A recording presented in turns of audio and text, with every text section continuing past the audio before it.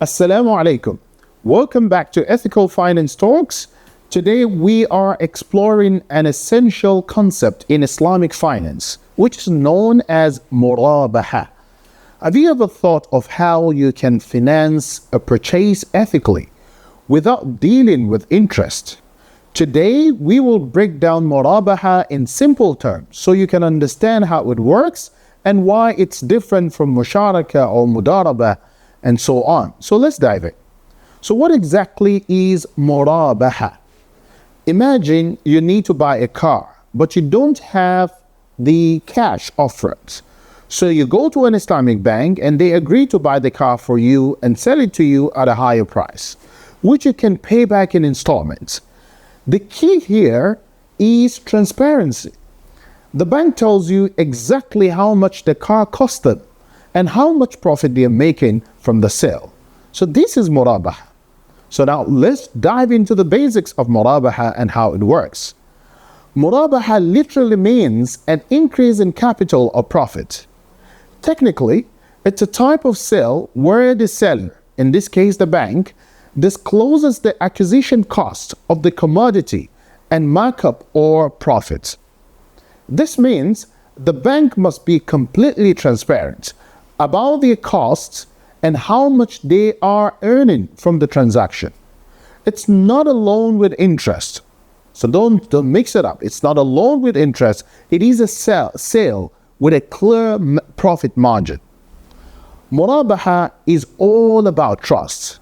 So the buyer, which could be you, trusts the seller, in this case the bank, to be honest about the cost, right? The cost of the commodity and the margin as well. So if the bank is found to be dishonest, the buyer has the right to cancel the contract. This makes Murabaha a trustworthy and ethical way to finance purchases. So let's talk about some important conditions for a Murabaha contract. The seller must disclose, which is the first point. The seller must disclose the original cost and the profit margin to the buyer. If you don't know the original cost and profit, the contract is considered voidable. So if the cost is revealed during the agreement, the contract is valid. If not, it's void. The second point is that the original price must be something measurable, weighable, or countable, like goods that can be returned in kind. Like unique artworks, which can be sold using Murabaha. The third point, which is of course the validity of the initial contract. So the item being sold must be acquired through a lawful contract. So if the initial purchase was invalid, then Murabaha contract can proceed. It's all about reselling the commodity at the original price plus profit. So the initial sale must be legitimate. Okay, let's make this more relatable with practical examples so you can understand. Imagine you're running a small business and need a new equipment, but you don't have enough money to buy it outright. So you approach an Islamic bank and they purchase the equipment for you. So the bank tells you that the equipment costs about $10,000 and they will sell it to you for $12,000, allowing you to pay in installments over a year. So you know exactly how much profit the bank is making, in this case, $2,000. And you're okay with that because it is clear and upfront. This method is not just limited to businesses. Individuals can use Murabaha for things like buying houses or car or even appliances. So the process remains the same. The bank buys the item, sells it to you at a higher price, and you pay over time. Now, let's briefly touch on some common scenarios where Murabaha is used. Home financing, for example. You want to buy a house but need financial assistance. So the bank buys the house and sells it to you at a higher price, which you repay over a fixed period. The second point, or the second example, is car financing.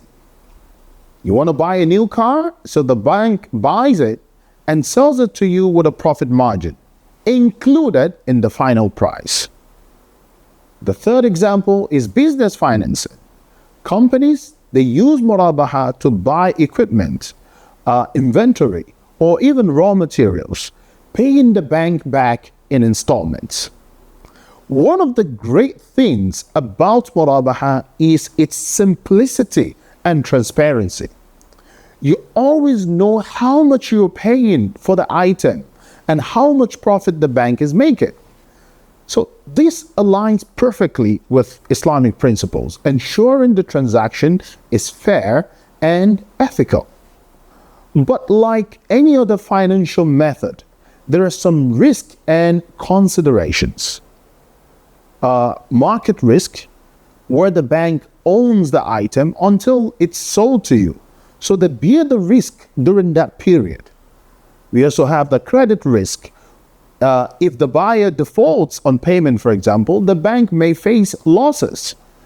You also have the fixed price issue. Once the price is agreed upon, it cannot change, even if market conditions fluctuate. Now, let's explore another practical example to further illustrate how Murabaha really works. Suppose you are an importer who needs to finance a large shipment of electronics. So you approach an Islamic bank with your request. So the bank purchases the shipment, in this case, for example, $100,000, and sells it to you for $110,000. So you agree to pay this amount over the next 12 months. So the bank discloses their cost and profit margin, ensuring full transparency. So this way you get the goods you need without having to pay interest, and the bank earns a profit ethically. Another interesting aspect of Murabaha is its application in educational financing. Imagine you want to enroll in a professional course, but you don't have the funds upfront.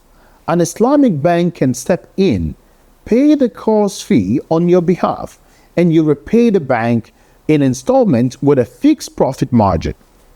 This way, you can pursue your education without worrying about interest-based loans. Murabaha can also be used for community projects. Let's say a community wants to build a new playground, for example. They can approach an Islamic financial institution which buys the necessary equipment and materials and sells them to the community at a profit.